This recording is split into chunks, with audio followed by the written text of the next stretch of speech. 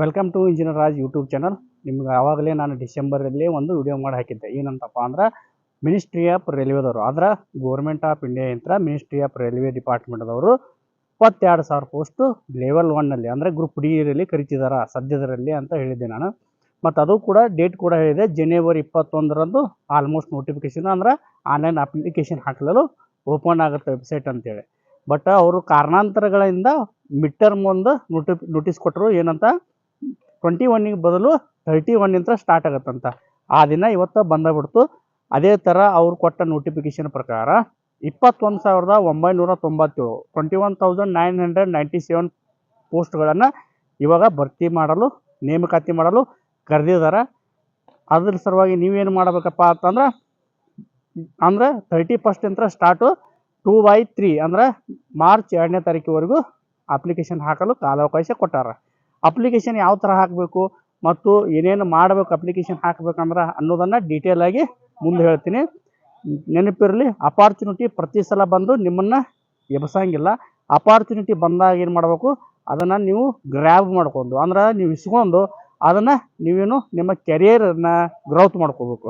ಒಂದು ವೇಳೆ ಈ ಸಿಕ್ಕ ಅವಕಾಶವನ್ನು ಆಲ್ರೆಡಿ ಹೇಳಿದ್ದೀನಿ, SSC GDಯಲ್ಲಿ ಕೂಡ ಪೋಸ್ಟ್ ಎಷ್ಟಿದಾವೆ ಅಂತ. ಅದರಲ್ಲಿ CISFದವರು ಆಲ್ಮೋಸ್ಟ್ 15,000 ಪೋಸ್ಟ್ ಕರೆದಿದ್ರು. ಆ CISF ಅಲ್ಲಿರುವ ಸಿಲೆಬಸ್ಸು ಈ ರೈಲ್ವೇದಲ್ಲಿ ಕರೆದಿರುವ group D syllabus almost same ಇರ್ತೈತಿ. ಅದೇ ಲೆವೆಲ್ ಕ್ವಶನ್ ಪೇಪರ್ನ ತೆಗಿತಿರ್ತಾರೆ. ಹಾಗಾಗಿ ತಡ ಮಾಡಬೇಡ್ರಿ. SSC GD ಹಾಕಿ ಪ್ರಿಪ್ರೇಷನ್ ಮಾಡ್ತಿರೋರು ಕೂಡ ಈ ರೈಲ್ವೆ ಗ್ರೂಪ್ ಡಿಗಲ್ಲಿ ಹಾಕಿ, ಯಾಕಂದರೆ ಇವಾಗ ಸದ್ಯದಲ್ಲೇ 8th ಪೇ ಕಮಿಷನ್ ಕೂಡ ಬರ್ತಾ ಇದೆ. ಆವಾಗ ಡ್ರಾಸ್ಟಿಕಲ್ಲಿ ಅಂದರೆ ಹೆಚ್ಚಿನ ಪ್ರಮಾಣದಲ್ಲಿ ನಿಮ್ಮ ವೇತನ ಹೆಚ್ಚಿಗೆ ಆಗೋ ಚಾನ್ಸ್ ಇರ್ತೈತೆ. ಓಕೆ, ಅವಕಾಶ ಪ್ರತಿ ಸಲ ಬರೋಂಗಿಲ್ಲ, ಬಂದಾಗ ಮಾತ್ರ ಬಿಡಬಾರ್ದು.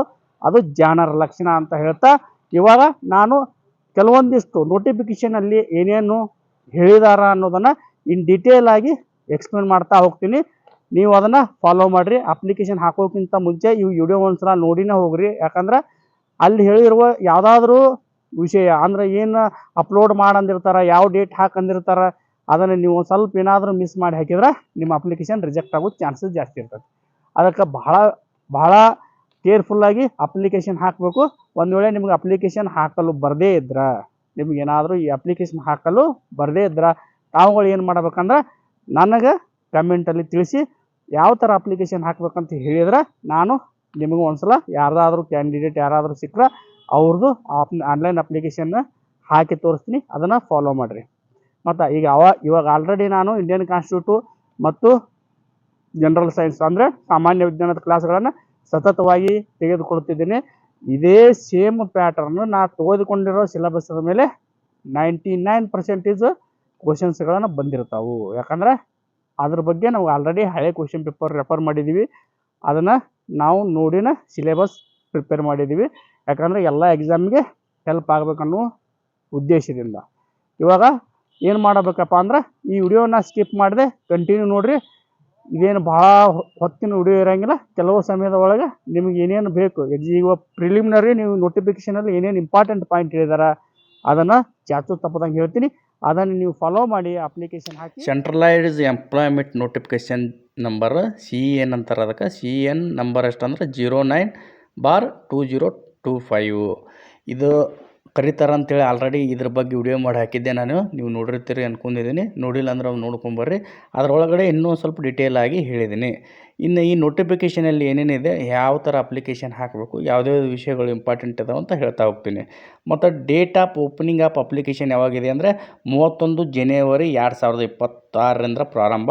ಅದೇ closing date of application online submission of application ಅಂದ್ರೆ ಲಾಸ್ಟ್ ಡೇಟ್ ಯಾವುದಪ್ಪ ಅಪ್ಲಿಕೇಶನ್ ಹಾಕೋದು ಅಂದ್ರೆ 2 ಮಾರ್ಚ್ 2026 ಅಂದ್ರೆ ಮಾರ್ಚ್ 2ನೇ ತಾರೀಕು ಕೊನೆಯ ದಿನಾಂಕ ಐತಿ. ಅದೇ ಥರ ನೀವು ಲಾಸ್ಟ್ ಮೂಮೆಂಟಿಗೆ ಅಂದ್ರೆ last day of application fee ಇರ್ತದಲ್ಲ, ಆ ಫೀ ಪೇ ಮಾಡಲು ಕೊನೆಯ ದಿನಾಂಕ 4/3/2026 ಅಂದ್ರೆ ಮಾರ್ಚ್ 4ರಂದು ಕೊನೆಯ ದಿನಾಂಕ ಇರ್ತೈತಿ. ಅದೇ ಥರನಾಗಿ ಟೋಟಲ್ ನಮ್ಗೆ ಕರೆದಿರುವಂಥ ಪೋಸ್ಟ್ಗಳು 21,997. ಇದು 7th ಪೇ ಕಮಿಷನಲ್ಲಿ ಲೆವೆಲ್ 1 ಗ್ರೇಡಲ್ಲಿ ಇರುವಂಥ ಪೋಸ್ಟು. ಸಂಬಳ ಸರಿಸುಮಾರು ಬೇಸಿಕ್ 18,000 ಇರ್ತೈತಿ. ಅದೇ ಥರನಾಗಿ ಕೆಲವೊಂದಿಷ್ಟು ಏನೇನು ಇಂಪಾರ್ಟೆಂಟ್ ಪಾಯಿಂಟ್ ಇದಾವಂತ ಈಗ ನೋಡ್ತಾ ಹೋಗೋಣ. ನೀವು ಅಫಿಷಿಯಲ್ ವೆಬ್ಸೈಟಲ್ಲೇ ಹೋಗಿ ಅಪ್ಲಿಕೇಶನ್ ಹಾಕಬೇಕು, ಬೇರೆ ಯಾವುದೋ ವೆಬ್ಸೈಟಲ್ಲಿ ಹಾಕಲು ಸಾಧ್ಯವಿಲ್ಲ. ಅದೇ ಥರನಾಗಿ ಮಲ್ಟಿಪಲ್ ಅಪ್ಲಿಕೇಶನ್ ಅಂದ್ರೆ ಒಂದಕ್ಕಿಂತ ಹೆಚ್ಚಿಗೆ ಅಪ್ಲಿಕೇಶನು ಹಾಕುವಾಗಿಲ್ಲ. ನೀವು ಸೆಲೆಕ್ಟ್ ಮಾಡಿರುವ ಝೋನಿನಲ್ಲಿ ಮಾತ್ರ ನೀವು ಅಪ್ಲಿಕೇಶನ್ ಹಾಕಲು ಅರ್ಹತೆ ಪಡೆದಿರ್ತೀರಿ. ಹಾಗೆ ಒಂದು ಸಲ ಅಪ್ಲಿಕೇಶನ್ ಎಕ್ಸೆಪ್ಟ್ ಆದಮೇಲೆ ಮತ್ತೆ ಚೇಂಜ್ ಮಾಡಲು ಒಂದೊಂದು ಸಾರಿ ಅವಕಾಶ ಕೊಡ್ತಾರೆ ಎಡಿಟ್ ಮಾಡಲು, ಆವಾಗ ಚೇಂಜ್ ಮಾಡುವ ಅವಕಾಶವನ್ನು ಬಳಸಿಕೊಳ್ಳಬಹುದು. ಅದೇ ಥರನಾಗಿ ಕ್ಯಾಂಡಿಡೇಟ್ ಏನಿದೆಯಲ್ಲ ಪೋಸ್ಟ್ ವೈಸ್ ಪ್ರಿಫರೆನ್ಸ್ ಕೊಡುವಂಥ ಅವಕಾಶ ಕೊಟ್ಟಿರ್ತಾರೆ. ಆ ಪೋಸ್ಟ್ ಪ್ರಿಫರೆನ್ಸನ್ನು ನೋಡಿಕೊಂಡು ಕೊಡಬೇಕು. ಅಪ್ಲಿಕೇಶನ್ ಹಾಕುವ ಮುಂಚೆ ನಿಮ್ಮ ಹತ್ರ ಆ್ಯಕ್ಟಿವ್ ಮೊಬೈಲ್ ನಂಬರು ಮತ್ತು valid active personal email I D ಇರಬೇಕು. ಯಾಕಂದ್ರೆ ಒಂದು ಮೊಬೈಲ್ ನಂಬರಿಂದ ಕೇವಲ ಒಂದು ಅಪ್ಲಿಕೇಶನ್ ಮಾತ್ರ ಹಾಕಲು ಸಾಧ್ಯ ಐತಿ. ಮತ್ತು ನೀವು ಯಾವುದೇ ಕಾರಣಕ್ಕೂ ಮೊಬೈಲ್ ನಂಬರ್ ಚೇಂಜ್ ಮಾಡಿ ಅಂದ್ರೆ ಬದಲಾಯಿಸಿ ಕೊಡಿ ಅಥವಾ ಇಮೇಲ್ ಅಡ್ರೆಸ್ ಚೇಂಜ್ ಮಾಡಿ ಅಂತ ಕೇಳಿದ್ರೆ RRB ಅವರು ಬದಲಾಯಿಸಿ ಕೊಡುವುದಿಲ್ಲ. ಮತ್ತು ಹಾಗೆ ಅವರು ಕೊಟ್ಟಿರುವ ಎಕ್ಸಾಮ್ ಸೆಂಟರು, ಡೇಟು, ಶಿಫ್ಟು ಯಾವುದೇ ಕಾರಣಕ್ಕೆ ಬದಲಾವಣೆ ಮಾಡೋದಿಲ್ಲ ಅಂತ ಖಡಾಖಂಡಿತವಾಗಿ ಹೇಳಿದ್ದಾರೆ.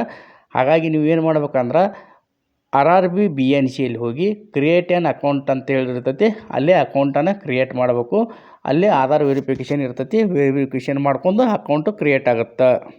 ಹಾಗಾದರೆ ಮೆಡಿಕಲ್ ಸ್ಟ್ಯಾಂಡರ್ಡ್ ಏನೇನು ಇರಬೇಕು ಅನ್ನೋದನ್ನು ಇಲ್ಲಿ ಕೊಟ್ಟಿದ್ದಲ್ಲ. Medical ಸ್ಟ್ಯಾಂಡರ್ಡಲ್ಲಿ A2, A3, B1, C3 ಅಂತ 3-4 ಕೆಟಗರಿ ಇದಾವೆ. ಅದರಲ್ಲಿ ಆಲ್ಮೋಸ್ಟ್ ಎಲ್ಲರೂ ಎಲಿಜಿಬಲ್ ಆಗ್ತೀವಿ. ಇವಾಗ ಏಜ್ ಬಗ್ಗೆ ತಿಳಿದುಕೊಳ್ಳೋಣ. 18ರಿಂದ 33 ವರ್ಷದ ಒಳಗಿನ ಎಲ್ಲರೂ ಹಾಕ್ಬೋದು.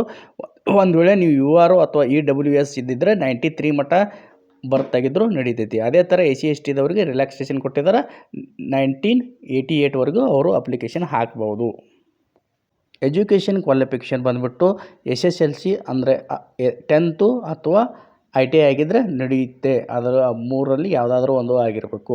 ಹಾಗೆ ಎಕ್ಸಾಮಿನೇಷನ್ ಫೀ ಜನರಲ್ ಕ್ಯಾಂಡಿಡೇಟಿಗೆ ಬಂದುಬಿಟ್ಟು 500 ಇದೆ. ಅದೇ ಥರನಾಗಿ SC ST ex service man PWD ಮತ್ತು ಫಿಮೇಲ್ ಕ್ಯಾಂಡಿಡೇಟಿಗೆ 250 ರೂಪಾಯಿ ಅಪ್ಲಿಕೇಶನ್ ಫೀ ಇಟ್ಟಿದ್ದಾರೆ. ಇದನ್ನು ಹೇಳಿದ್ನೆಲ್ಲ ಆನ್ಲೈನಲ್ಲಿ ತುಂಬಬೇಕು, ಇದು ಆಫ್ಲೈನಲ್ಲಿ ತುಂಬಲು ಸಾಧ್ಯವಿಲ್ಲ. ಹಾಗಾಗಿ ಒಂದು ನೀವು ಎಕ್ಸಾಮ್ ಕುಂತ ಮೇಲೆ ಇದನ್ನು ರೀಫಂಡ್ ಕೂಡ ಮಾಡ್ತಾರೆ. ಅದನ್ನು ಆನ್ಲೈನಲ್ಲಿ ಯಾವುದು ತುಂಬಿರ್ತೀರ ಅಲ್ಲೇ ರಿಫಂಡ್ ಆಗುತ್ತೆ ಅದೇ ಬ್ಯಾಂಕ್ ಅಕೌಂಟಿಗೆ.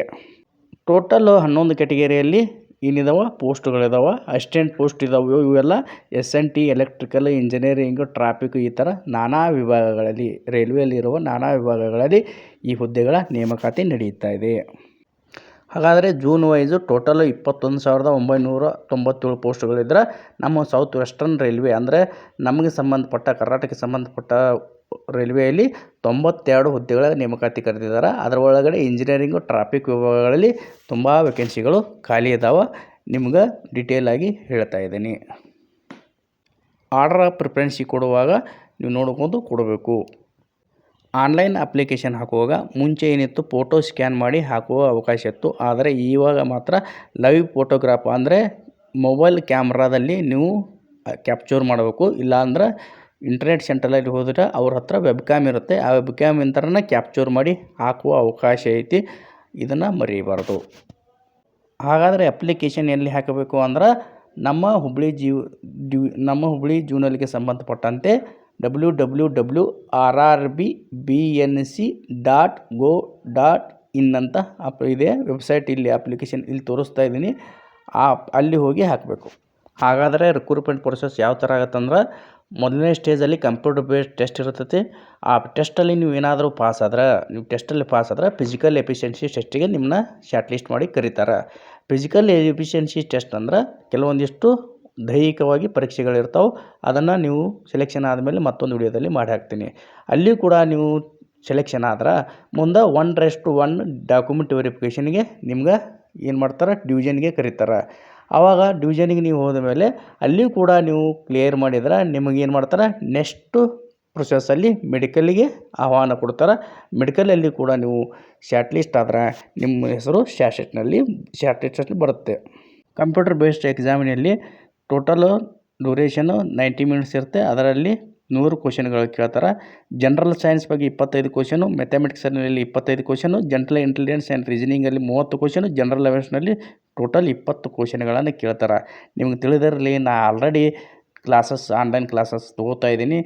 ಮೋಸ್ಟ್ ಪ್ರಾಬಬಲಿ ಅದರಲ್ಲಿ ಒಂಥರ 90% ಕ್ವಶನ್ಸ್ಗಳು ಅವೇ ಬರೋ ಥರನೇ ಇದ್ದಾವೆ. ಯಾಕಂದ್ರೆ ಡಿಸೈನ್ ಮಾಡಿದ್ದು ನಾವು ಕ್ಲಾಸಸ್ ಡಿಸೈನ್ ಮಾಡಿದ್ದು ಕೂಡ ಈ ಥರ ಕಾಂಪಿಟೇಟಿವ್ ಎಕ್ಸಾಮಿಗೆ ಹೆಲ್ಪ್ ಆಗಲಿ ಅಂತೇಳಿ ಮಾಡಿದ್ದೀವಿ. ಇದನ್ನು ಪ್ರಿಪ್ರೇಷನ್ ನಿಮ್ಮದು ಫಸ್ಟ್ ಸ್ಟೇಜಲ್ಲಿಯೇ ಭಾಳ ಒಳ್ಳೆ ಪ್ರಿಪ್ರೇಷನ್ ಇರಬೇಕು. ಆನ್ಲೈನ್ ಎಕ್ಸಾಮಲ್ಲಿ ಒಳ್ಳೆ ಮಾರ್ಕ್ಸ್ ತಂದರೆ ಮಾತ್ರ ಮುಂದಿನ ಹಂತಗಳಲ್ಲಿ ನೀವು ಶಾರ್ಟ್ ಲಿಸ್ಟ್ ಆಗ್ತೀರಿ, ಇಲ್ಲಾಂದರೆ ಹೊರಗೆ ಕಳಿಸ್ತಾರೆ.